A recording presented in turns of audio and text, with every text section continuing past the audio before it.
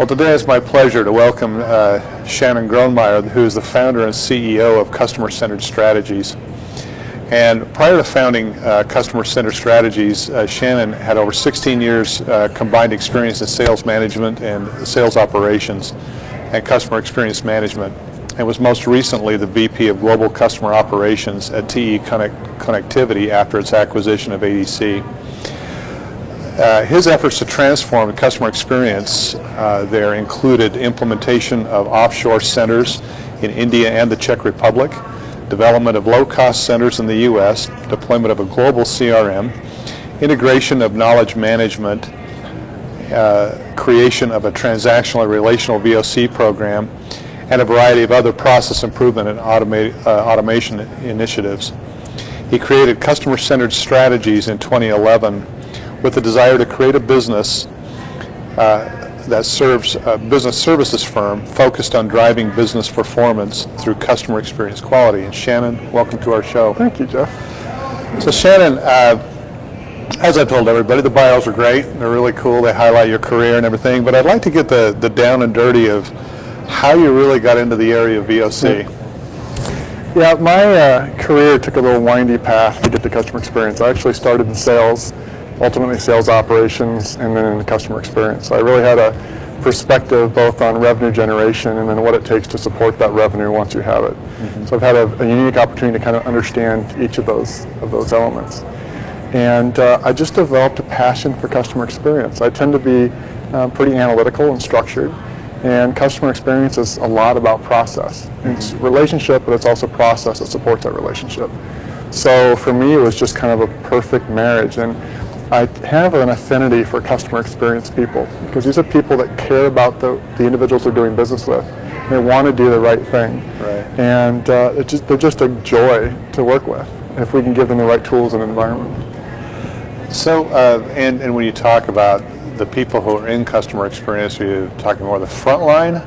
Is that what we're talking about? I am. Okay. I am. So do you find that there's at times a disconnect between the people who are actually engaging the customer on the front line and maybe people a little further up the food chain? Oh, there absolutely is. One of the things we talk about is when we start a business, our first priority is our customer. And when you open a new business like I have in the last few years, every customer is everything to you. I mean, you build a business designed to provide value to a customer, and then you figure out how to make money doing that. Right. And as companies grow, a lot of things happen. Executives get farther and farther away from the customer, so the data gets more and more filtered before it gets there. Shareholder becomes the number one priority as opposed to customer. Right. Very short-term focus in decision making, and customer relationship is a long-term decision making. Right. So all these things happen that start to make it more and more difficult for those frontline agents, those people that are talking to customers every day and solving problems for them. It makes it more difficult for them to do that. So you talk about it with customer-centered strategies. One of the taglines you said was you're focused on driving business performance through customer experience quality. And you just mentioned that people become very short-term focused. They want the profits very quickly. They don't want to have to wait for it. So what recommendations do you make to companies who are about to implement a customer experience or a VOC program with regards to how long it's going to take before we actually start seeing our bottom line improve because of this program? One of our business practices is centered around change management. And we advocate a formalized change management program where you project manage how you change culture. Culture is everything.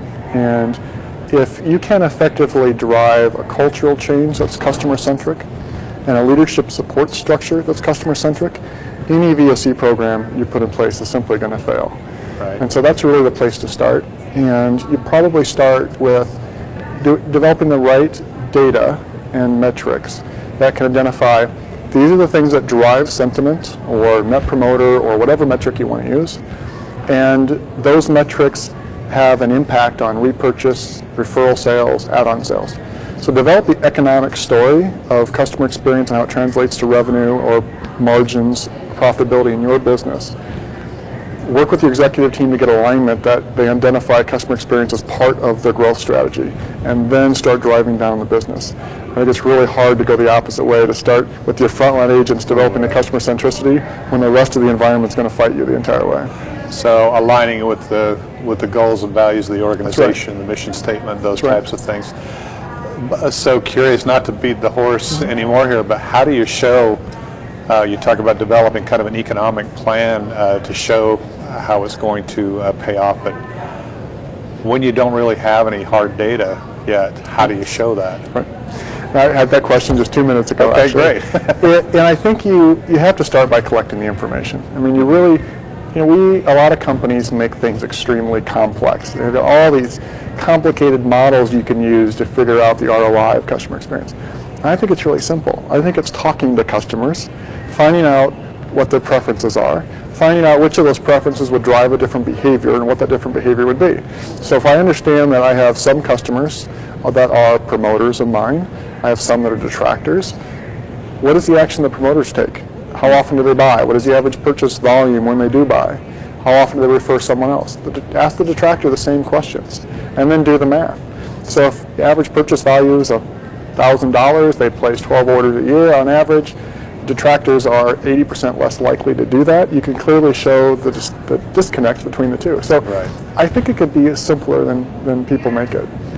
So, and something you just mentioned actually piqued my curiosity, because I ask the question a lot of times when I talk with groups that I teach and so forth, why did you implement a VOC program or a customer experience program? And they will say to me, we're trying to find out the areas that we're doing badly. We're trying to, bandage the artery, so to speak. And I rarely, not that I never hear it, but I rarely hear that we're trying to find those areas we're doing well in. And so you talked about kind of a triangulation between what our promoters are saying along with what our detractors are saying. So do you find that that's an unusual concept for people, where they get more, especially in kind of a reactive mode, that it's a leap of faith, so to speak, to kind of start seeing things from the perspective of their promoters? Yeah, I think as leaders, a lot of us, and I'm guilty of this as well, we get really focused on we're here to solve problems, so we look for the problems. Yeah. So we spend a lot of time figuring out what's broken and focusing on what's broken. And two challenges with that is, one, is we're not capitalizing on the things that we're doing well and advertising, marketing what we're doing well. Right. And we also start chasing things that may not have as much business impact as we thought. So we find a problem, we go chase that problem. Did we do a good job of understanding what is solving that problem worth to us? If I solve a problem like the average number of calls to go to hold, or to go to voicemail, and I solved that problem, but it wasn't really that important to my clients and didn't drive any different purchase behavior, I just wasted a lot of energy solving a problem that didn't drive any business results for me. Right, and however, a lot of people, they'll react by how many people are talking about it.